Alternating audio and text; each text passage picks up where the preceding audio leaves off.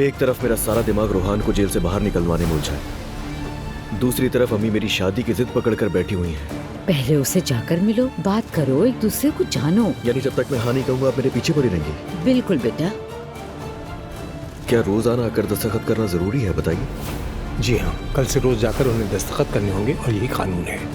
समझ गया। असलान, मैं नहीं जानता क्या कहूँ, तुम्हें भी इतनी जहमत दी।